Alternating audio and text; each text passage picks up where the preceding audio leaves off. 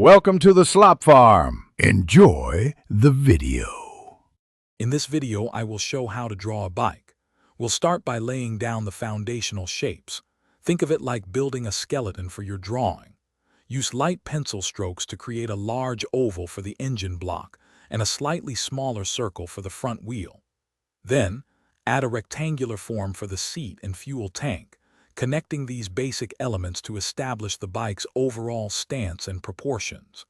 This initial step is crucial for a balanced final drawing. Now, let's bring those wheels to life and define the bike's frame. Carefully refine the circular shapes for the wheels, adding details like spokes or the outline of disc brakes. Next, sketch the main frame, ensuring it flows smoothly from the steering head down to the rear wheel axle. Don't forget to add the front forks extending from the steering head to the front wheel, and then outline the handlebars for steering control. These details give your bike structure. With the frame in place, it's time to focus on the engine and bodywork. Begin by detailing the engine block, adding elements like the exhaust pipe and transmission casing. Then, sculpt the fuel tank, ensuring it has a realistic curve and define the seat's shape. Add the side panels, which often cover parts of the frame and engine.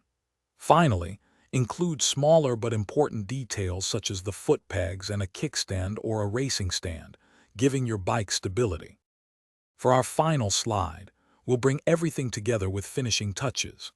Carefully erase any visible construction lines, then go over all your outlines with a darker pencil to make them crisp. Add the smaller, intricate components such as headlights, taillights, mirrors, and any visible cables or hoses. Finally, apply shading to various parts of the bike to create depth, highlight contours, and give your drawing a three-dimensional appearance. This step truly makes your bike pop. Thanks for watching. Consider subscribing if we helped you today.